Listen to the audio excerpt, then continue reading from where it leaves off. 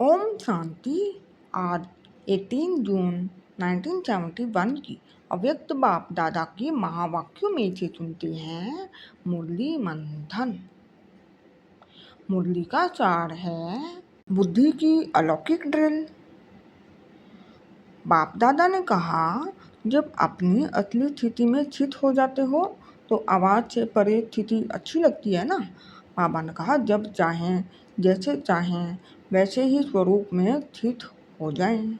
जैसे योद्धे जो युद्ध के मैदान में रहते हैं, उन्हों को जब भी और जैसा ऑर्डर मिलता है वैसे करते ही जाते हैं। ऐसे ही रूहानी वॉरियर्स को भी जब और जैसा डायरेक्शन मिले वैसे ही अपनी स्थिति को स्थित कर सकते हैं, क्योंकि मास्टर नॉलेजफुल भी हो और मास्टर सर्वशक्तिमान भी हो। फिर बाबा ने कहा, 1 सेकंड से भी कम समय में जैसी स्थिति में स्थित होना चाहें उस स्थिति में टिक जाएं। ऐसे रूहानी वॉरियर्स हो। बाबा ने ड्रिल कराई, अभी अभी परमधाम निवासी से अव्यक्त स्थिति में स्थित हो जाओ। अभी अभी सेवा के प्रति आवाज में आए, सेवा करते हुए भी अपने स्वरूप की स्मृति रहे। ऐसे अभ्यासी बने हो।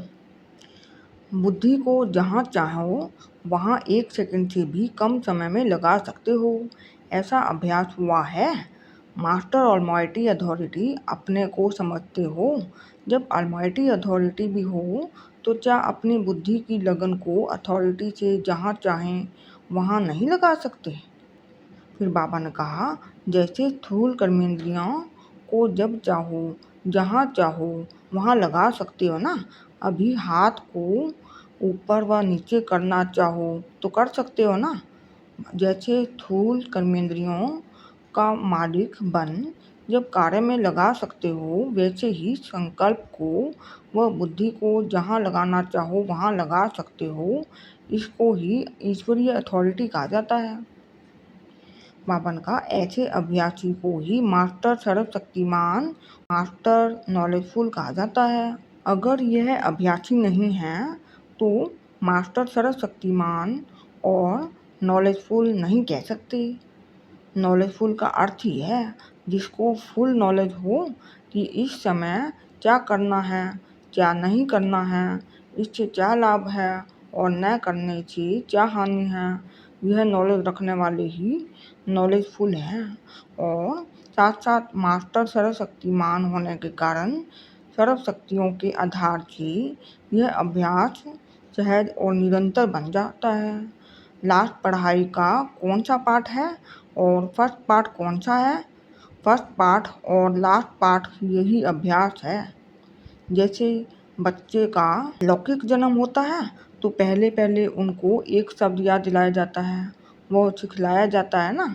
यहाँ भी अलौकिक जन्म लेते हो तो पहला शब्द क्या सीखा, बाप को याद करो। तो जन्म का पहला शब्द लौकिक का भी अलौकिक का भी वही याद रखना है।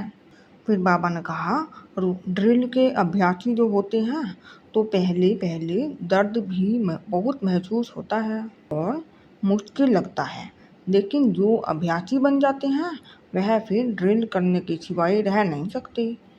बाबा ने कहा, तो ऐसे अभ्यासी बनना ही है, इसके सिवाय अराज्य भाग्य की प्राप्ति होना मुश्किल है। जिन्हों को यह अभ्यास मुश्किल लगता है ना, तो प्राप्ति भी मुश्किल है। इसलिए इस मुख्य अभ्यास को सहज और निरंतर बनाओ। ऐसे अभ्यासी अनेक आत्माओं को साक्षात्कार कराने वाले साक्षात बाप दादा दिखाई दे। ओम शांति।